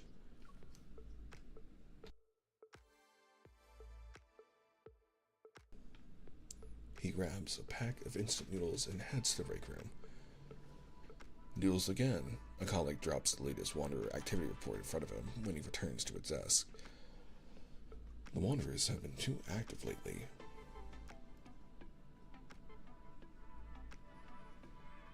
Yeah, it's related to a deep space tunnel anomaly or a protocore malfunction. I hear they sent someone to investigate, but who knows what they'll find. His colleague plops in the chair next to him and sips his soy milk.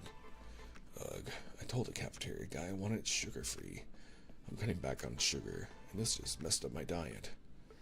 Hey, at least we have a cafeteria, Colin smiles. The Alpha team doesn't get that luxury. True, but they're not stuck at a desk all day either, the colleague responds. Then he pauses, remembering the grueling practical assessment those people endure. Forget it, I guess I should just be... The communication device at the dispatch center buzzes again. Chapter 3. The Counterfeit Protocore Case. To Colin's surprise, a familiar voice speaks. Hey, Captain Colin, it's me, Orson. An overly ingratiating tone comes through as soon as the call connects. Can you arrest me now? Orson, the Leakon City Police Department's infamous repeat offender, is known for protocol smuggling.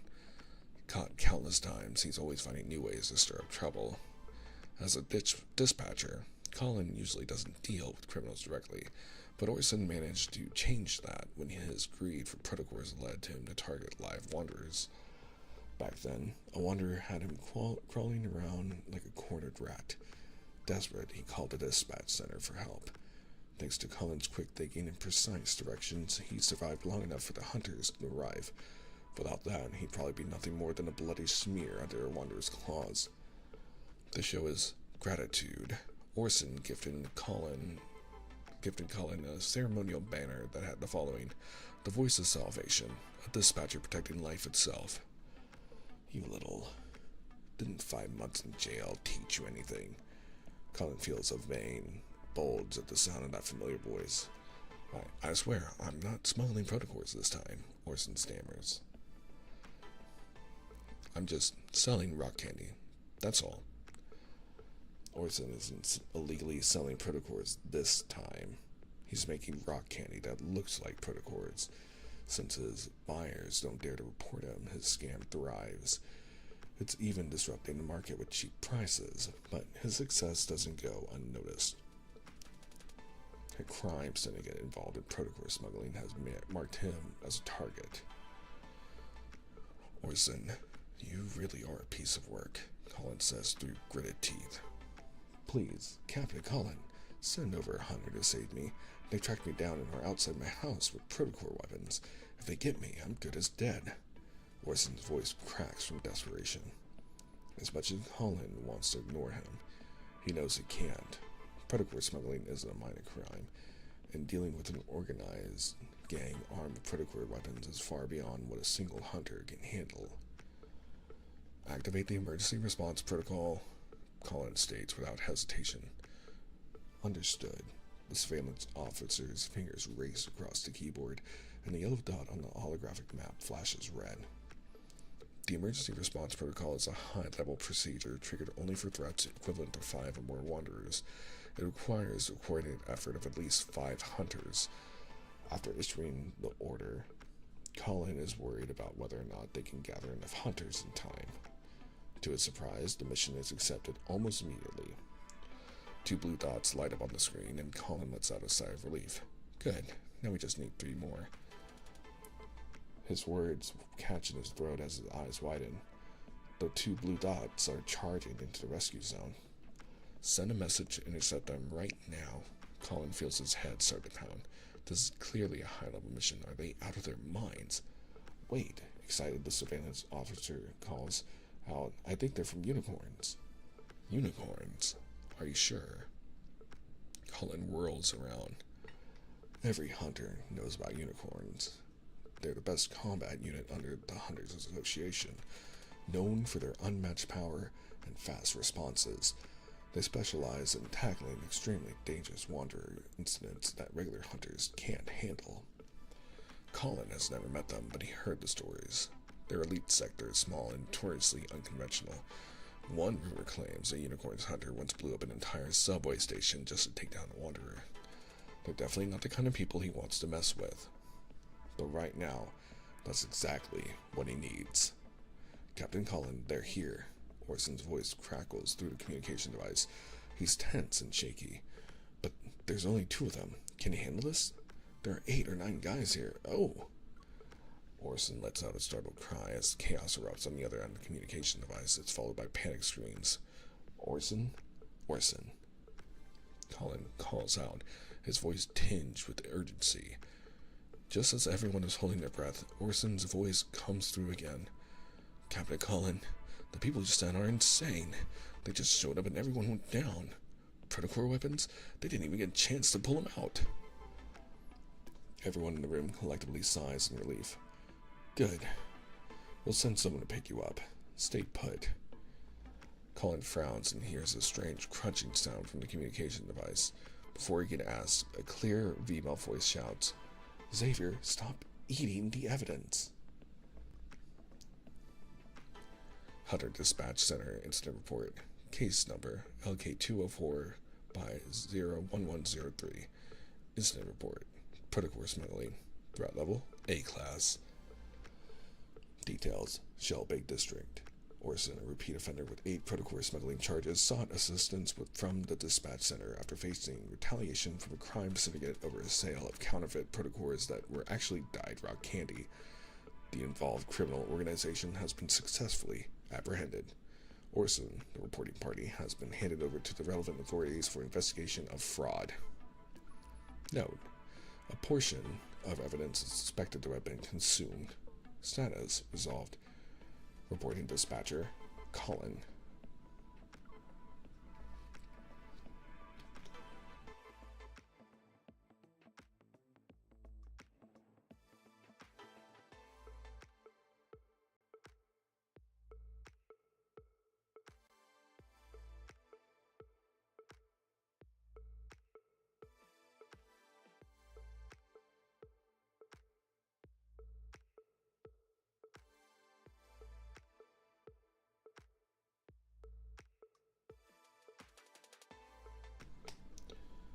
Chapter 4. City Hero. Legon's Joy Sky offers the most comprehensive selection of fresh vegetables and fresh products at affordable prices. Colin steps out of the supermarket. He's holding a steaming box of fried chicken. He stretches, content. His busy day is finally over, and all he wants to do now is head home and enjoy some well-deserved rest. The supermarket is not far from his apartment. All it takes is a walk through the business district and the plaza. It's rush hour, and many parents are walking their children. The setting sun lights up their joyful figures and casts bouncing shadows on the ground. Colin pauses, unable to look away from this heartwarming scene. It's something he hasn't seen in a long time. As a survivor of the 2034 Chrono Rift catastrophe, he, like countless others, knows how hard-won today's peace is. And like many people, he chose to be a guardian of this peace, precious tranquility. But even guardians need rest. At least for tonight, he'll relax. Mommy, there's a lollipop in the sky. As he passes a small fountain, he hears a little girl shouting excitedly to her parents and pointing up at the sky. Colin thinks the child must be imagining candy in the clouds. He glances up at the sky, but that single look makes his blood run cold. A terrifying howl cuts through the air and is followed by the screams of a frightened woman. For a moment, No one reacts. Then massive figures emerge from the dust, their bodies covered in jagged black crystals. Jenny, a mother in the distance, stares in horror as the spot where her daughter stood is covered in rubble. Her legs give out, and she falls to the ground. Mommy, a cry rings out. Hope flickers back into the woman's tearful eyes. Ugh. Colin falls to the ground. He rolls a few times with the girl held tightly in his arms before stopping. As soon as he saw the wanderers, he dropped his fried chicken and sprinted to save her. A sharp pain shoots through his back. He's dizzy, but he forces himself to dial a number on his communication device. Hunter Dispatch Center, how may I help? Wanderers at Silver Bay Creek Plaza. There's 3 of them, and they're highly dangerous. Send backup. Captain Colin, the voice on the other end pauses, then adopts a serious tone. Understood. We'll contact all nearby hunters right now. There's a roar. Frustrated, the wanderers shriek. They're furious that their prey has escaped. Their massive forelimbs, reminiscent of bulldozer blades, dig into the ground. They surge toward them again. Clutching the child to his chest, Colin rolls to the side. The monster's limbs sweep past them. It was close enough to graze his scalp. He shudders as he thinks about what would have happened if he had been a second slower. Boom. A powerful shockwave hurls Colin through the air. His vision darkens and the world spins uncontrollably. When he manages to lift his head, he sees another wanderer towering right in front of him. The ground trembles beneath his cry. Its massive compound eyes glint coldly as they turn downward. Energy particles gather in his gaping maw. Just a little longer. Colin clenches his fist. He forces himself to stay conscious. Rescue should be here any. Gunshots ring out in quick succession. A beam of light slices through the Wanderer's attack as 2 figures leap before Colin. Captain Jenna, we've arrived at the designated location. Colin's eyes snap open at the sound of a clear, authoritative female voice. A young man and woman stand before him. Their movements were swift like shooting stars. After finishing her report, the female hunter lowers her communication device and briefly checks on Colin. Confirming he's unhurt, she raises her weapon again. Let's move, Xavier. Without waiting, she dashes forward like an arrow. The male hunter, now a glowing blur, is right behind her. A roar cries out. The Wanderer gathers energy particles in its maw again, is preparing to launch another attack. But the female hunter is faster. She leaps onto the monster's shoulder and fires her gun in point-blank range. At the same time, her partner's light blade pierces the creature's weak spot. The 2 hunters kill the Wanderer before he can deploy his protofield. Stunned, Colin can only watch in silence. What seemed like a deadly threat moments ago now lies in pieces at their feet. They must be from unicorns. It's not long before the Wanderers are eliminated as the last one collapses. Applause and cheers erupt from the gathered crowd. Colin claps and puts extra effort into it. Let's go, Xavier, the female hunter says to her partner. The young man nods and picks up the hot pot ingredients he dropped during the fight. Watching their figures disappear into the distance, Colin suddenly feels that unicorns' eccentric methods don't seem strange anymore. At least they keep Lekon City safe.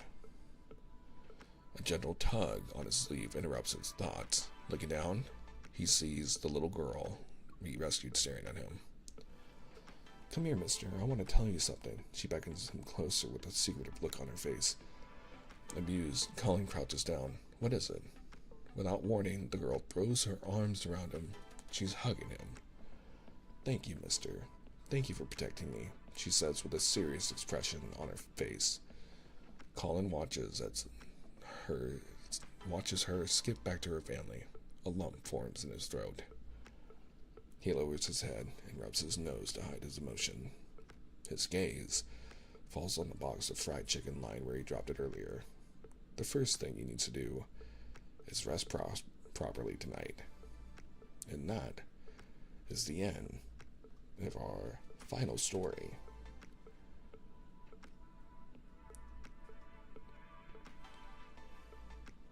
thank you everyone for hanging out with me tonight. I hope you enjoyed this.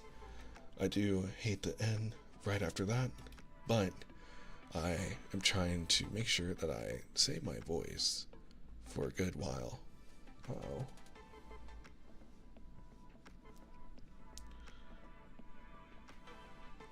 Let's see if we have any friends who are online right now. I don't think they are. I think all my friends actually just ended for the night. If not, probably won't raid out. But I do want to thank you all for hanging out with me today. I really do appreciate you very, very much. Let's see.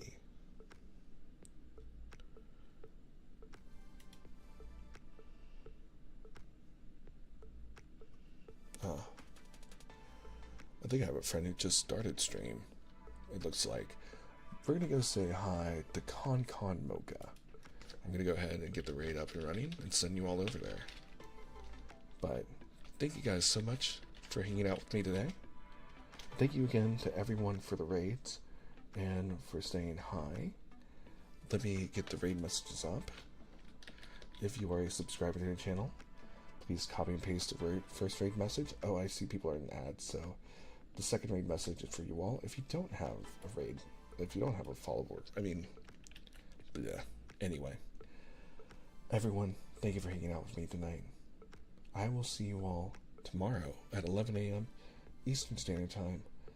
Sleep well, stay hydrated, and have a great night. Goodbye.